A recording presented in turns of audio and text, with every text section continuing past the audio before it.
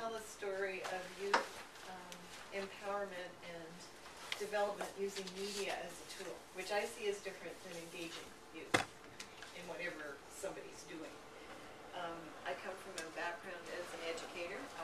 When I developed and was the creator of the Voices Intercultural Youth Leadership Team that we did with a number of agencies in Duncan. We always did things in groups.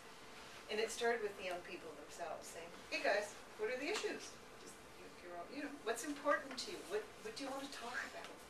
Okay, often this, it'd be about parents or school grades or relationships, but eventually youth violence, racism, some really tough gender issues, bullying in the schools came out. Rena Burke was killed about 99, and we were working on a grant around community mobilization.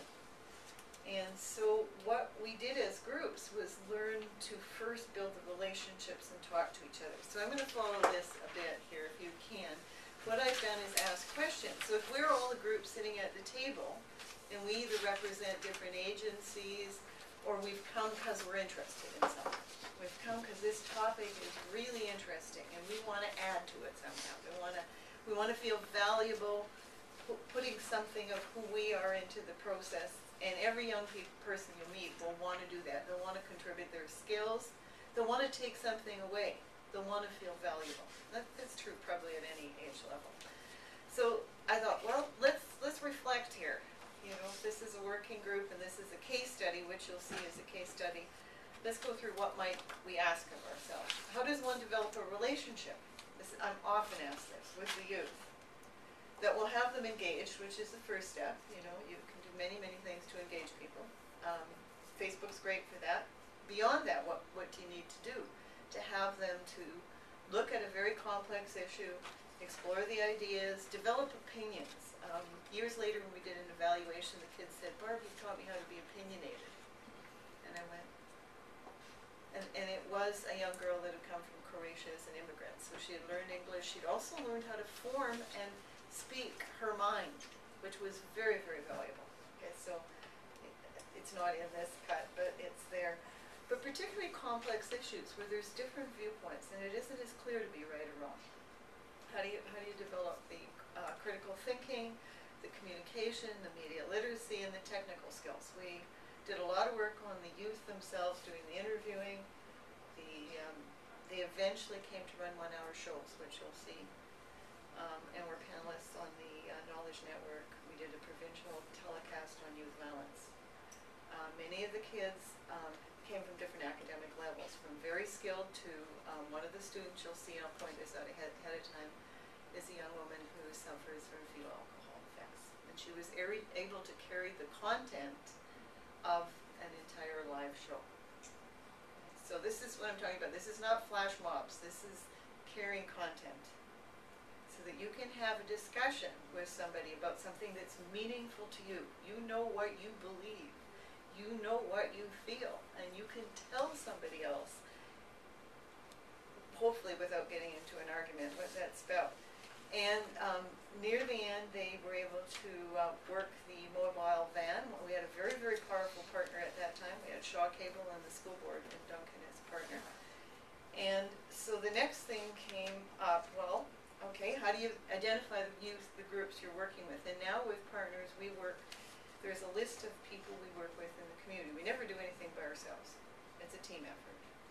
Now, this may or may not work in the city. I don't know. I came to this environment, in 15 minutes, it's crazy for me.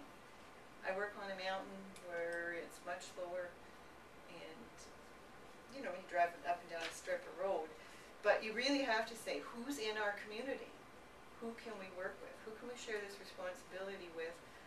Because we all have resources. Now, you can tell me if that's possible in the city or not, I don't know. So can you develop community partnerships to build a collective resource for youth to draw from? Who is sitting in the circle with you that will explore an issue or challenge with you?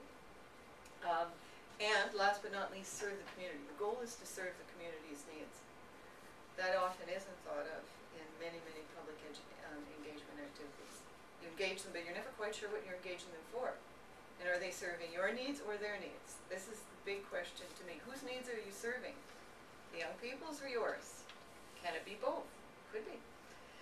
How can media be used to develop relationships amongst the youth themselves? As youth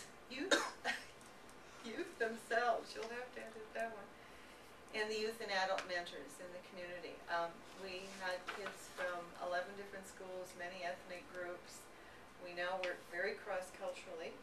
So you're going to see, going back to 1995 up to 2011, there's two groups I've interviewed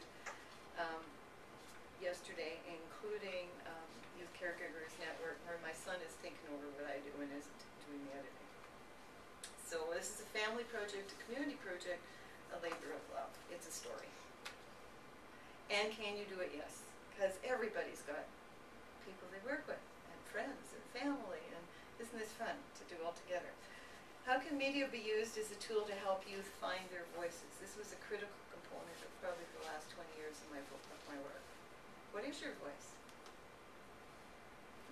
It's an interesting one. It's a sociological construct. Women's studies. Voice is important. Probably pretty important at the Justice Society, but I'm thinking we came here, we interviewed people. I had to ask, we worked on one of the videos with the Crown prosecutors and the prostitution probation unit, and peers, the Prostitutes Empowerment Society in Victoria, to explore youth violence. The kids got very good at interviewing people. Okay, so we looked at violence, drug abuse, poverty reduction, global warming recently. We're running a youth convergence this weekend at the Eco Village as one of our partners, where we're looking at sustainability and sustainability solutions. But we're not using media this time.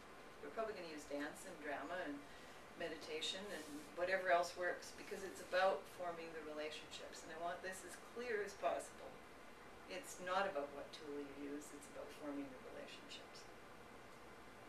Meaningful relationships. And it's about the connections, because that's how you keep the kids. People have said, how did you keep kids for that many years, that long? It was about the relationships.